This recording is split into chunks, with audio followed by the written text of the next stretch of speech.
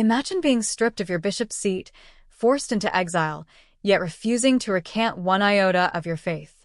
This is the story of Saint Theonestus of Philippi, a devoted shepherd, missionary, exile, and martyr whose name echoes through confusing legends. Welcome to the Saint's Path. Philippi, a city in Macedonia, known from Acts of the Apostles and as a key Christian center. Into this world came a bishop named Theonestus, also spelled Theonestus, Theonesto, in the 4th to 5th centuries. His era was troubled. Within the church, Arianism had spread, a belief denying the full divinity of Christ. Many bishops and Christians were pressured to bow to heretical doctrine.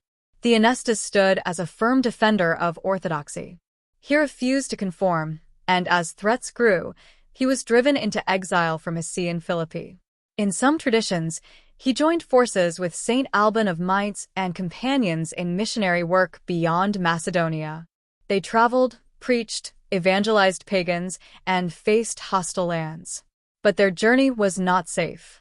It is said that Theonestus was sent by the Pope, or by Christian networks, to support the evangelization of Germanic regions, possibly serving alongside Alban. But he was not free from danger. In the face of Vandal invasions and ecclesiastical strife, he was forced to flee again. Expelled from his home, Theonestus walked into uncertainty. Exile was not rest, it was mission under trial. He and his companions traveled across lands, maybe through Gaul or the Rhineland, preaching where Christians were scarce. At times, their group was welcomed. At times, they were chased. The legends say that invasions by Vandals forced them to abandon missions. One version claims that Theonestus died in Altino, Italy around the year 425, martyred on his return journey. Another version conflates him with local martyrs of northern Italy. Despite the uncertainty, his fidelity shines. He never abandoned Orthodox faith, even in exile, even when life was threatened. Stories also confuse him with Theonestus of Veneto, a martyr in Altinum. So his identity is tangled in legend.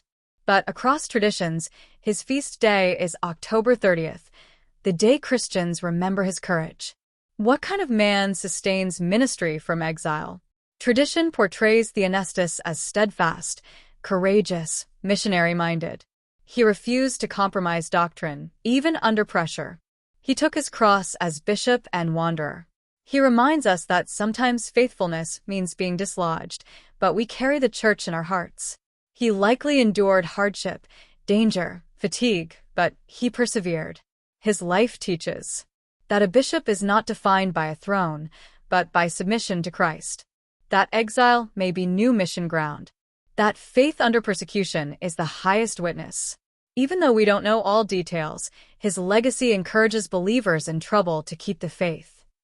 According to one tradition, Theonestus died as a martyr in 425 in Altino, Italy. He may have been attacked, struck down by foes on his journey home.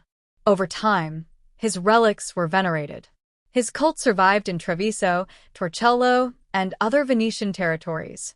Some medieval catalogs call him bishop of an island, Namche/Namsis, but that is likely legendary. Confusion abounds, but his name remained strong in the West's martyrologies. He is commemorated on October 30th in Catholic tradition. The Church honors him not for certainty of every detail, but for his steadfast fidelity under pressure. Saint Theonestus of Philippi stands in the shadows of more famous saints, but his story speaks to every believer facing rejection, exile, or opposition. He teaches, doctrine matters, faith must endure, ministry continues even when we lose position.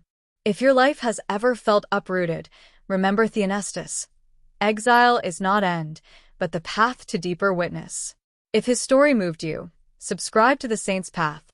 Comment below, which lesser-known saint should we tell next? Let their light continue. This is the Saint's Path. Faith beyond time, miracles beyond reason.